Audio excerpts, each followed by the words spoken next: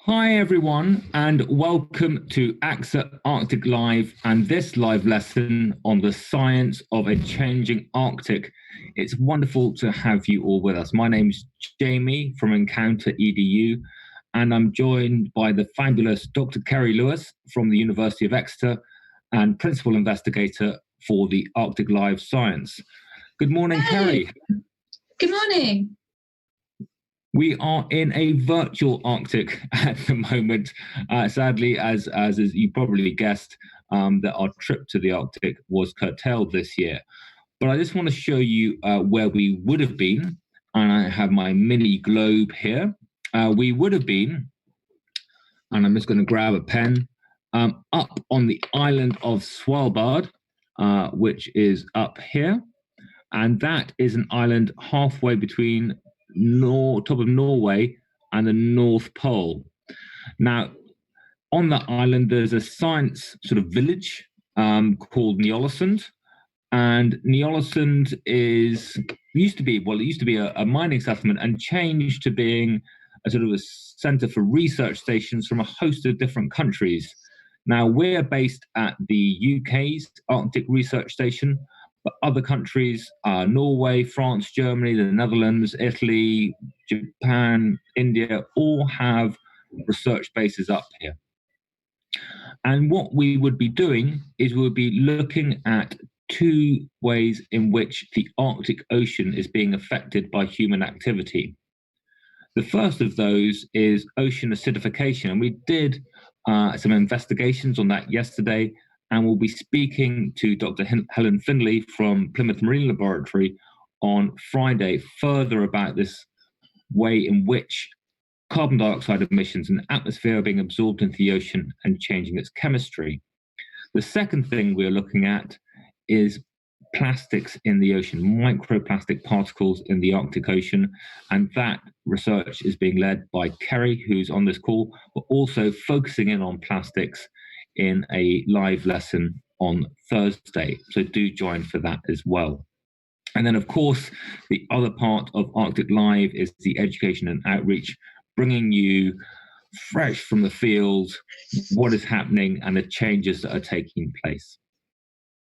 So the format of this live lesson is fourfold. We've got some shout outs to give to you. That's fantastic to have all of these wonderful schools on board. Then we're going to give a brief overview of science in the Arctic. Then we're going to come to the pre-submitted questions, and there have been absolutely stacks of these. So we really hope to get through all of them. But in case we don't, we will include some of them in this afternoon's session. So we have two live lessons on the science of a changing Arctic. So if your question doesn't get answered this morning, please do make sure you subscribe to the Encounter EDU YouTube channel so you're notified when this afternoon's lesson goes online, and we'll make sure that we get through all the questions over those two sessions. Now, you can also submit questions and comments using the live chat over to the side of the screen. But remember, YouTube is a social media platform. That means if you're under 13, make sure you're logging in with a parent, guardian, or teacher account and that they're with you to post comments, questions, or shout outs. Now, it is a live classroom, so please do keep your comments on topic. And if you do have questions, it's probably a good idea to keep those towards the end of the session, maybe the last 10-15 minutes after we've gone through some of the pre-submitted ones beforehand. So without further ado, we're going to come on to the sort of first section, which is the shout outs to all you guys. So we've got a lot, so I'm going to rattle through them. We've got a big shout out to all year 7 and 9 students at Green Hill School in Tenby. Keep up all the good work.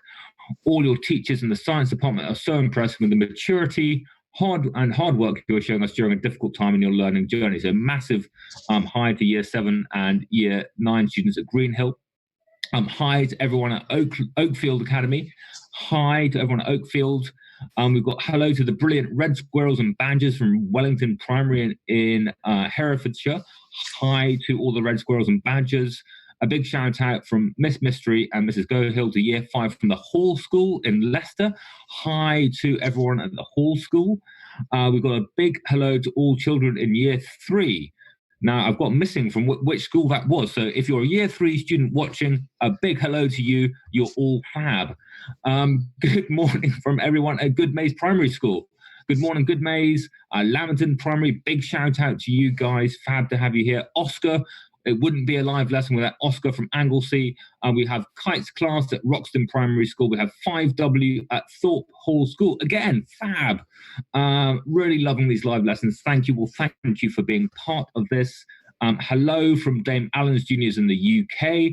And lovely one to end with is the Year 4 Bananas, and they're from Hare Street. Good morning to all Year 4 Bananas. Fantastic. So, Ceri, we are going to work out how we know that the Arctic is changing, and there's lots of different ways that we can do this.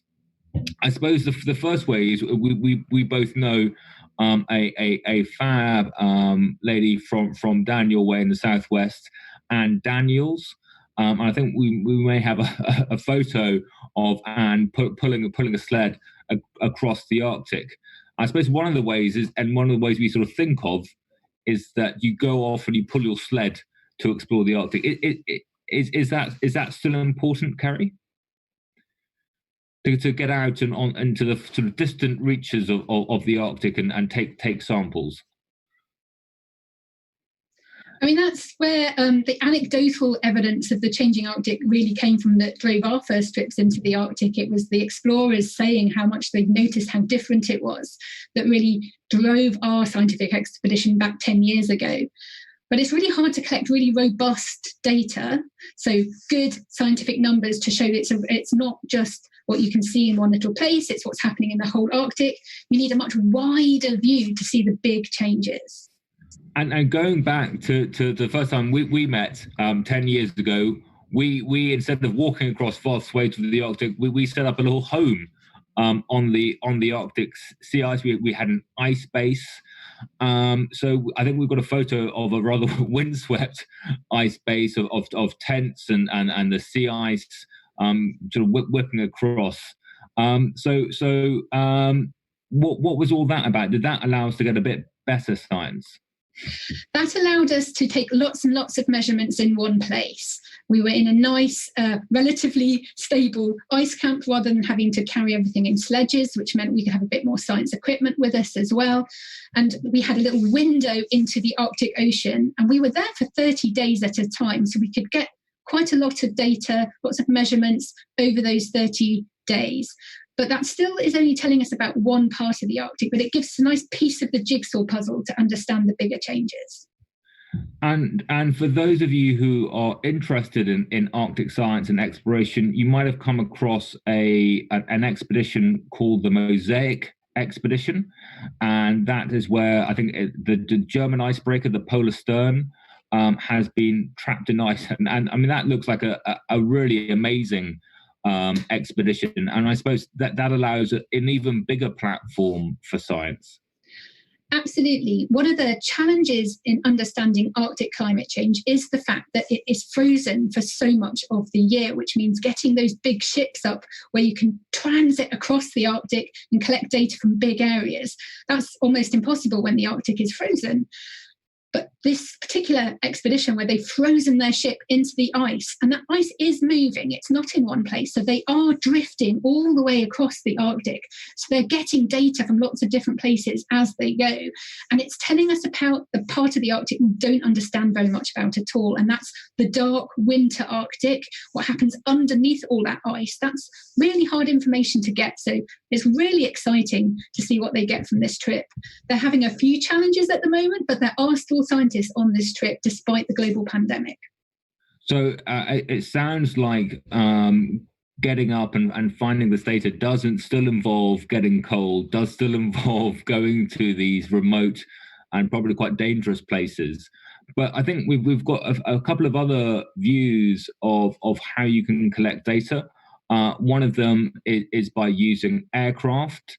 And we've got a photo here of the aircraft used by the British Antarctic Survey in the Antarctic.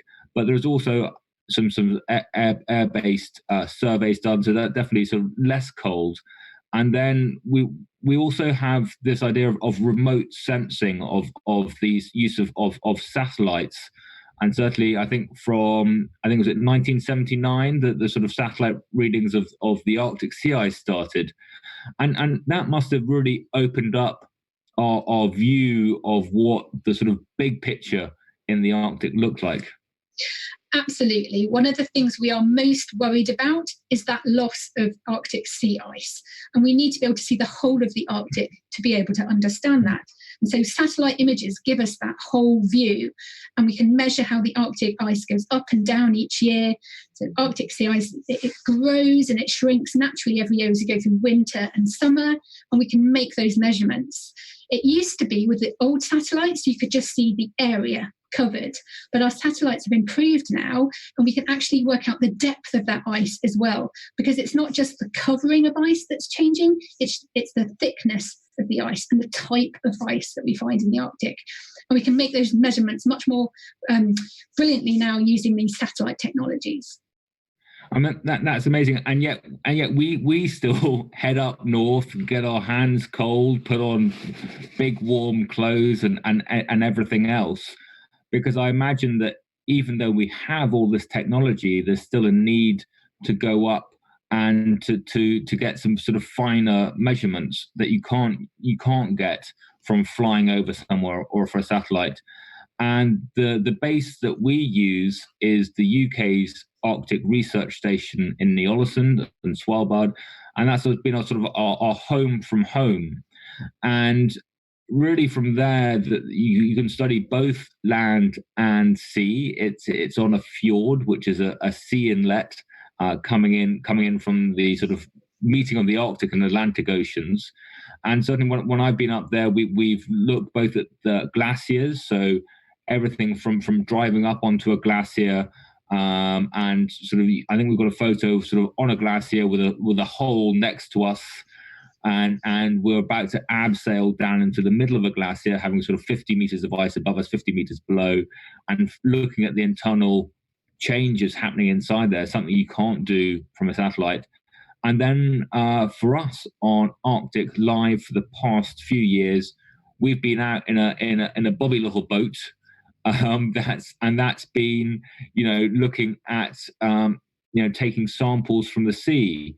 So I mean, Ceri, you're a scientist looking at how the Arctic changes. How do you do that from a small red boat in among the icebergs? Well, there's two reasons really. Firstly, that you can't measure everything from the satellites. So there are still real ground measurements that we need to take. For example, measuring the pH change in the water caused by ocean acidification, which is also driven by carbon dioxide. We still have to take water samples to get accurate measurements of that. We are starting to produce ways of doing that by satellite, which is really exciting science that Helen, who's talking on Friday, is really leading. And that will make our ability to take these measurements over the whole Arctic much better. But at the moment, we still have to go and collect actual water samples. And so we're doing that, and other scientists in other parts of the Arctic are doing that. And we add all of that information together to get that bigger picture. So it's a global collaborative effort. We also still can't measure impacts on the biology by satellite, or things like tiny bits of plastic that are entering the Arctic. Again, people are trying to work out how to measure the big bits of plastic in the ocean by satellite, but we won't be able to see the tiny bits, which is what enters the food chain. It's the small pieces that small animals can eat. So there's still a lot of need for us to go up, get cold, see the wonderful Arctic, and take these measurements by hand. It's really, thank you so much, Ceri. It's really exciting to see sort of all these different ways that we can understand how the Arctic is changing, and with not just one way being the right way of doing it, but all those different pieces of a jigsaw coming together. And, we're talking about a changing Arctic, and Ceri, you were telling me about one of the biggest changes that what we're seeing is sea ice. what is this sea ice, thing, and how does it work, and how is it changing? Well, I guess the first thing to really understand is that sea ice grows and shrinks naturally every year, because we go through this long, dark, cold winter, and then we get this really rapid transition when the sun comes up into 24 hours daylight, where we have the summer. And so sea ice it's like a hokey cokey. It goes in and it goes out. It shrinks and it grows. So we will always see our minimum amount of sea ice at the end of summer, which is normally in September, and then it grows all winter, and we see the maximum in March. But that is changing now, so that we are losing more in the summer and less is growing back in the winter. So we're seeing these decadal changes, and the sea ice is being lost at about 13% of that sea ice per decade. So these changes are happening slowly, but we can really see that signal. And then it's not just the cover, the area of sea ice, it's the type of sea ice. So it used to be that about 30% of that sea ice didn't melt in the summer. It's what we call multi-year ice. Ice that's quite old and it's quite big, and you get these beautiful big sort of rubble patches where all the ice pushes up against each other, and you get this really quite deep patches of ice. That's important habitat for things like polar bears and seals, and it changes the properties of the ice for all the animals underneath it as well, because it's thick. We're now losing 90% of that multi-year ice. And what we get instead is that ice that's refreezing in the summer and in the winter, and then melting in the summer. It's first-year ice, and it disappears. So it never gets as thick as multi-year ice. So I think we've probably seen that, and I think it's really hard to understand how ice isn't just one thing. I mean, I think certainly when I was younger, you sort of think of the Arctic as this sort of like big white sort of mass where Father Christmas lives, and it's all quite flat, and it's all quite uniform. It's all quite the same. But I think you've shown us this amazing, beautiful blue, pale blue, sort of like building block lumps of this pressure ridge, I think you called it, with this ice rubble, and that really sort of old ice, and that's stretching above, the surface of the ice, and extends down below as well. So it creates this amazing habitat. And then we've got this sort of slightly I want to say meh. This sort of rubbish ice. But this sort of, this photograph that you're showing us of this slightly patchy, these sort of big pancakes, and so that we're seeing this idea of this permanent whiteness that I certainly had as a child is starting to sort of to disappear. But you've touched on something there that I found fascinating, is why is ice important? Because certainly if I were living in the Arctic, not having quite so much ice and cold, I think would be quite nice for me. But why are we concerned about sea ice? Well, sea ice for the Arctic ecosystem is an important part of that ecosystem. The biodiversity, all the animals and plants that live in the Arctic are reliant on that being there.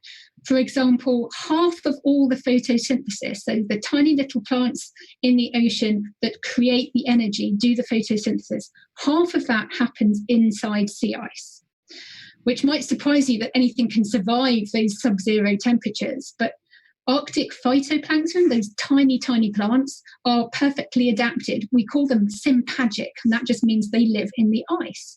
So without that sea ice, those plants aren't there, that photosynthesis isn't happening. Now, it does shift into the open ocean. We can have some photosynthesis there, but there's lots of other animals that are specially adapted to that sea ice.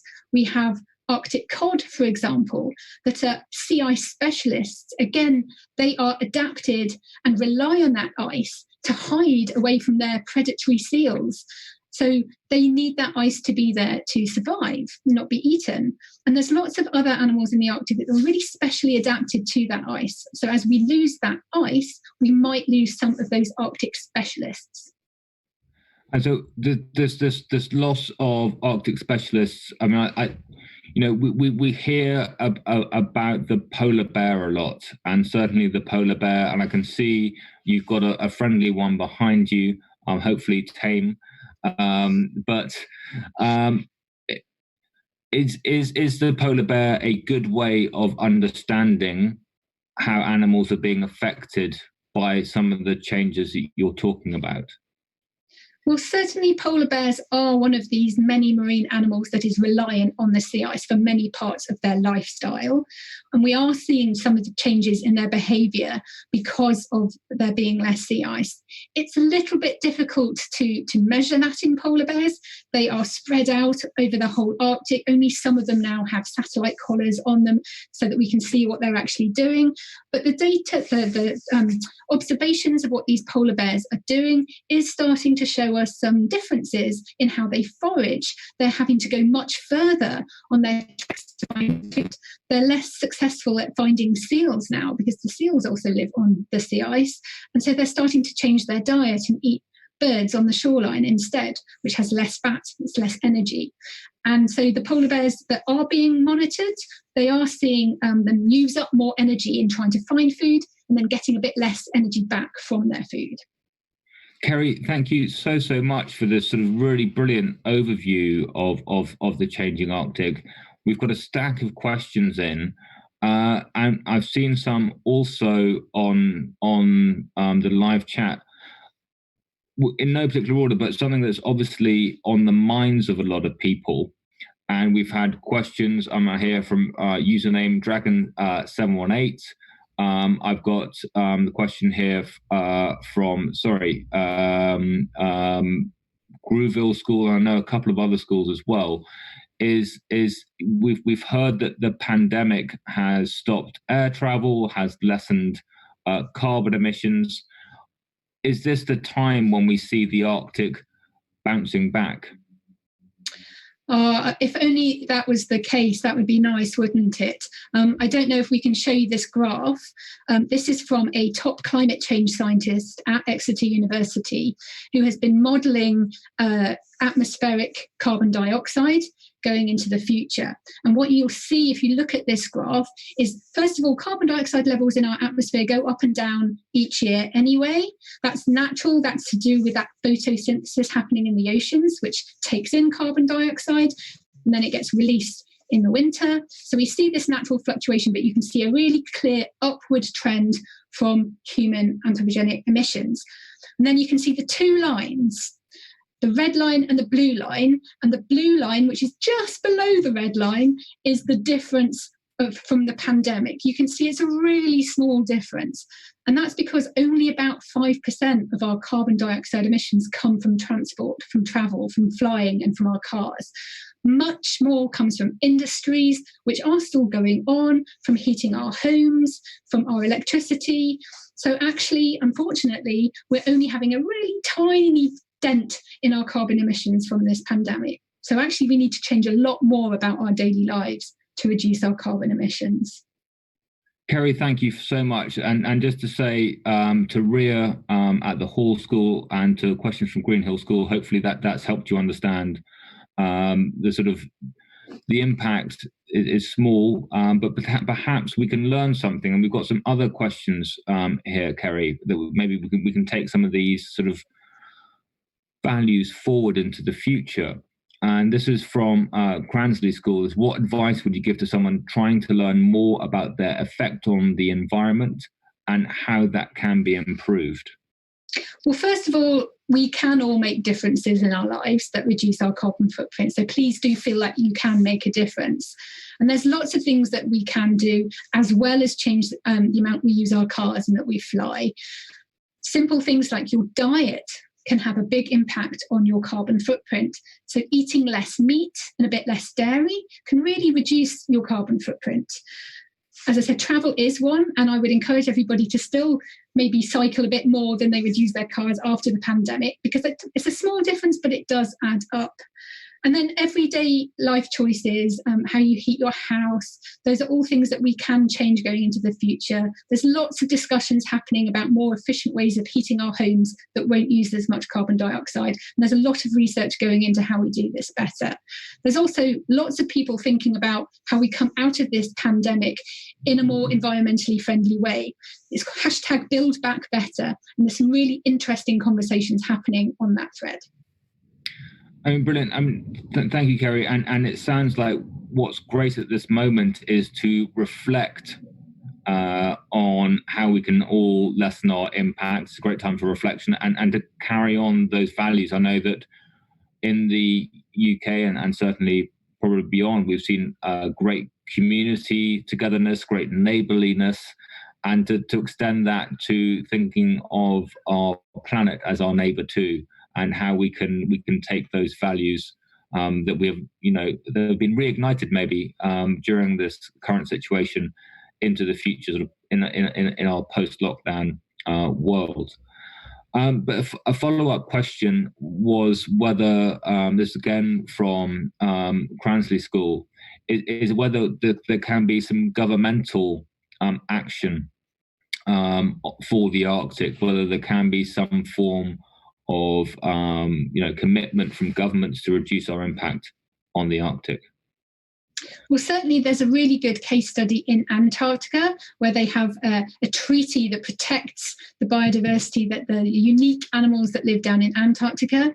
As the Arctic opens up and more ships can go and use these waters and more drilling for oil is going on, I think we need something very similar in the Arctic to make sure we're looking after that ecosystem in the same way. And again, there are discussions happening around this, and I really hope that they are successful.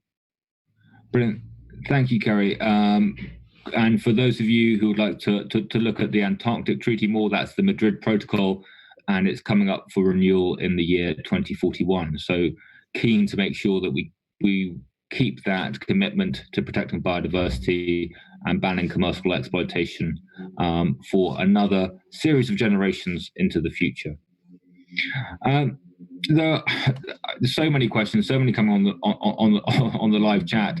I'm just going to maybe just do a quick sort of quick fire round through some of these. How do you measure pH in the Arctic water? And that's from Oscar. That's not a quick one, Jamie. You can just use a pH probe, but what we do is we tend to take water samples and measure lots of other elements of the carbon in the water to tell us more accurately what the pH is. So that requires a little bit more chemistry. Brilliant. You see, that was quick. Ceri, brilliant. Why are the animals so different in the Arctic? Thicker fur, all that kind of stuff. What's going on there? It's cold. Even our tiny plankton that live under the sea ice have more fat on them to be able to survive the harsh Arctic winters. So it's about being able to have lots of fat and keep that warmth in, because it's really cold. Even the ocean is really cold. And if you want to know how seals and walrus and other animals with fat keep warm, do try our blubber gloves activity at home. There is a clean way and a messy way. Let us know how you get on. #ArcticLive on Twitter. But coming on, these are, I think it's going to be quick fire, but invasive species, Ceri. Question from Wellington Primary School, or are there any, and are they causing problems? Well, what we are seeing, because the Arctic is warming, we're seeing species from the Atlantic being able to move up and survive in the Arctic waters that used to be too cold for them to survive. For them to be invasive species, it normally means they have to cause some harm, and there's not much evidence of that yet. But they are certainly out-competing some of those Arctic specialists. So we're seeing switches in the species that you find, and it's becoming more like the Atlantic, certainly around Svalbard, around the Barents Sea, because that's where that warm Atlantic water comes in. So we are seeing species move. But I mean, just to get sort of the globe out here, if a species coming up from here is starting to compete with Arctic species because the water's warming, there's nowhere really for the Arctic species to end up. The Arctic Ocean is still big, so we are seeing our Arctic specialists moving further and further north and really starting to move right to the North Pole, because even some Arctic specialists couldn't live that far at the top, under the North Pole because it was too cold. But they are now moving north, but they are going to run out of space very soon. They're running out of space. Okay, we're gonna go from quickfire, because this is really not we're gonna have one quickfire and then one big one. The quickfire is from Grooval School. Is the icebergs are melting? Does that matter to a fish? Yes, it does. I mean, not only is it causing sea level rise, it's changing the way in which the layers of the ocean behave. And that affects how the heat moves through the ocean and how the food moves through the ocean. So we get a freshwater layer forming on the top, which then stops some of that food moving around. So it can actually be important for all of the organisms in the Arctic, because it affects nutrient flow. So that's their food. Brilliant. And just to remind everybody watching that an iceberg is not made from frozen sea. It is a bit of an ice sheet, such as that over Greenland, or a smaller glacier, such as those down the fjord this way, that is breaking off. So it's land ice breaking off into the sea. So it contains fresh water. And so that will change, as Ceri said, the nature of the ocean. Small question here, tiny question. What is the most important reason for protecting the Arctic and the Antarctic? And that's from Thorpe Hall School. Just if you could just touch on that briefly, Ceri. Oh, Jamie, that's a big question. Our polar environments provide the whole planet with climate control. That would be the big question, I guess. Everything that happens in the Arctic doesn't stay in the Arctic. It controls the entire heat circulation of our planet, really. The ocean conveyor belt that sets all ocean currents moving is driven by sea ice formation. That pushes water around the world, which is what takes food around the oceans. It controls the heat. It controls our weather. It's important for everybody that we have a healthy Arctic. Wow. So there we go. Massively important for climate, food, functioning of the planet. And if you would like to know more, consider or talking to a teacher, maybe a secondary school teacher, about learning more about Earth systems and about how all the different systems on the planet are connected. I think it's something that should be taught much more in science and geography at school. But that's just my thing. There are a lot of questions on the live chat about the impact of COVID-19 on the Arctic. We have covered that. This is available to watch on catch up shortly after broadcast. So if you missed that bit, do please watch again on catch up. The Hall School would like to know about animals, and the question is, why is the Arctic becoming more dangerous for the animals that live there? Well, I wouldn't say it's becoming more dangerous, but the animals there are under more pressure. Their habitat is changing, and some of them can cope with that change and others will struggle. Like I said, we're losing some of those ice specialists. We're seeing switches in the numbers of animals that wholly live inside the ice. There are tiny, tiny little plankton that actually live their whole lives inside the sea ice. So they're obviously going to struggle if there's no sea ice. And then there's many others, like the polar bears, that are having to work harder to survive. They're struggling to find food more. So I wouldn't say it's dangerous, but they are certainly experiencing more pressure to live their normal lives. I mean, just to give you guys an example of that, if you can see the UK's Arctic Research Station behind me, just here, if I move to the side a bit, that's where we're based in the Arctic. Now, there's a family of Arctic fox that live in and around here. We've been experiencing more rain over the past years in the Arctic, and what that does is it goes through the snow and makes a layer of ice. And Arctic foxes, during sort of winter and spring, do rely on food caches, food that they've buried in the ground. If there is rain and it freezes and there's a layer of ice, they're going to find it much harder to access those food caches. So just a very sort of local example from where we stay in the Arctic shows how a changing Arctic can affect the animal life up here. You ready, Ceri? Okay. Ross from the Hall School would like to know, in the last ice age, I was told that England was mostly covered in ice. What made the ice melt back, as there were no humans around polluting the atmosphere back then? I mean, that's a very good question. But the amount of ice and the global temperatures has naturally oscillated, but over thousands and thousands of years. So that was natural oscillations due to the way in which the Earth moves around the sun and natural changes in Earth tilt.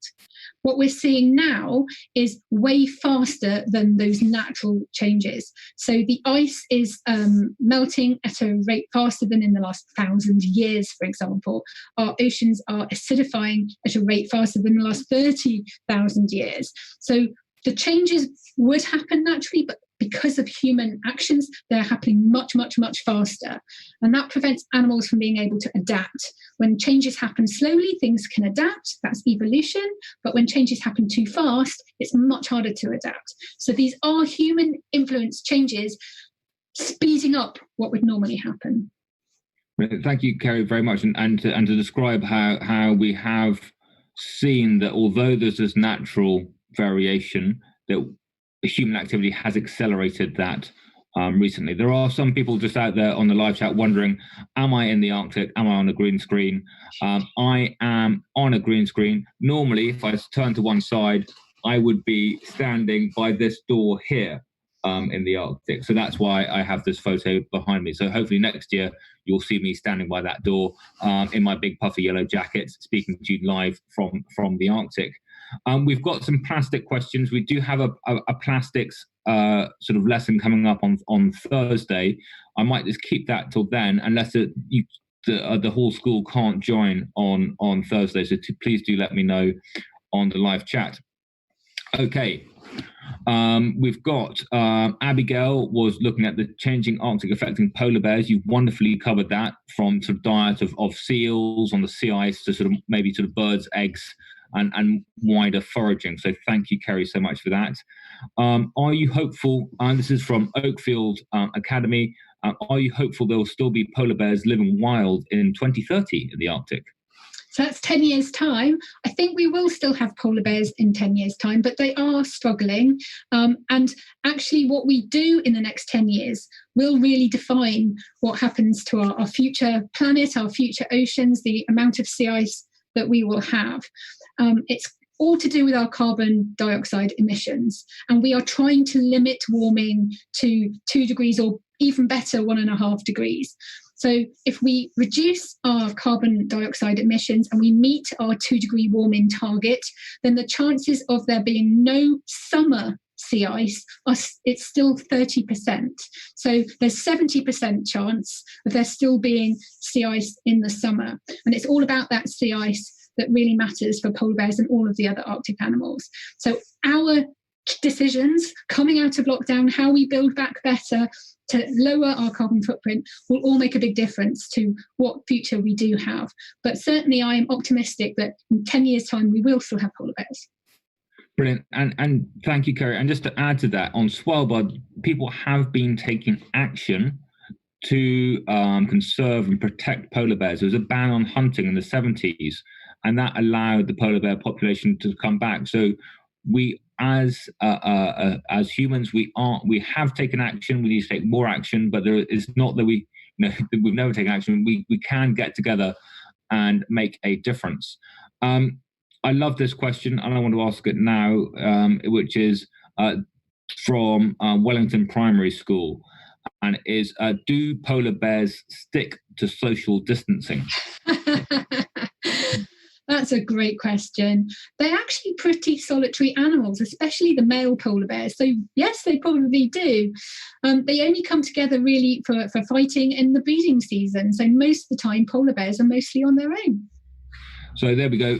They do observe social distancing, and if you do see sort of 3 of them together, it's probably a family group, which I think is still allowed under current lockdown rules. So polar bears getting thumbs up on that. Ceri, I'm just going to sort of like summarize the live chat, and we've had so many questions coming through. We've only got about sort of like 4 minutes left, but there's a lot around extinction of species in the Arctic and also adaptation, and this difference between species have adapted to the Arctic in the past. But environmental change is happening at one rate. Can species adaptation, so species being better able to cope with the changing conditions, can that keep up? It's a really good question, and one that scientists are working really hard to properly understand. But it certainly has to do with how long the animal lives for. So our tiny, tiny plankton that live under the ice, they normally live for 1 or 2 years. So in 30 years, you go through 30 generations. Polar bears probably live 30 or more years each. So 30 years is 1 generation. So the number of generations is important in how fast you can adapt. You normally need to get through 40 or 50 generations to see an adaptation set in. So it's that rate of change, how quickly change is happening, that's really causing issues for longer lived animals. The shorter your life, the quicker you can adapt. Thank you, Ceri. And it's if you have a species that doesn't adapt properly, is that extinction? I mean, it certainly will drive to extinction eventually if you can't survive in the environment that's around you. Making those predictions is very, very tricky, though. But we are certainly seeing extinction rates on the globe as a whole increase at the moment. They're quite difficult to measure, certainly in the ocean where you can't see things that easily. But all of our predictive tools tell us that these rates are going to go up if we don't reduce our carbon emissions. Ceri, I'm just going to pause our wonderful conversation for a bit. I'm just going to talk to some of the teachers who are on this call with their classes, and to those who are putting questions into the live chat. We have not been able to cover all the questions from Wellington Primary School, Green Hill School, and Dame Allen's Juniors, and those are the 3 schools pre-submitting questions we haven't been able to cover. We will cover those in this afternoon's session. For the teachers who've put those questions in, if there are any questions that you really, really want to be prioritized out of all the ones you put in, please do email us. The email is on our website, so we know that. The second thing is we've had a bundle of questions through on the live chat. What we're going to do is we're going to copy and paste as much of that live chat as possible. We're going to sort those questions, and we're going to answer them by YouTube username. So we'll reference your YouTube username in this afternoon session. Now, this afternoon session is at 5 p.m. UK time. Please do subscribe to the Encounter EDU YouTube channel to be alerted of that, and it will be available to watch on catch up, as will this session as well. So I just want to ask you one last question, Ceri. Why is the Arctic so special to you? Oh, Jamie, so many reasons, but it's just such a beautiful place. It's really, really hard to describe quite how magical it is to be sat in the Arctic with all the glistening in the air from all the frozen ice crystals in the air when the sun comes out and everything's all white. It's just a really, really magical place. And the animals that are there are fascinating. They've got some incredible adaptations to be able to survive this really challenging place. And it makes you feel at nature's mercy when you're in the Arctic because of the extreme conditions. So it's just a very magical, special place to be. Brilliant, Ceri. And to leave our amazing students watching, our young scientists, our young conservationists, our young citizens, what message would you like to leave them with? Well, I guess believe that your actions can make a difference. I know sometimes it can feel overwhelming, like, the whole world needs to change, but do believe that your own personal actions can make a difference, especially if we all do them together. So we absolutely can build a better future, especially given this unique opportunity of the pandemic to build back better and to really change some of our habits. So please do make some small differences in your lives. They will add up to big differences. Ceri, thank you so much for being part of this live lesson, looking at the science of a changing Arctic. Thank you also, as I just said, to all the students, teachers, parents, guardians who have been part of this online learning experience. It's together as a community that we can understand the changes happening to our planet and think together about what we can do to change the way we live, to live in greater harmony with our natural world. So thank you for now.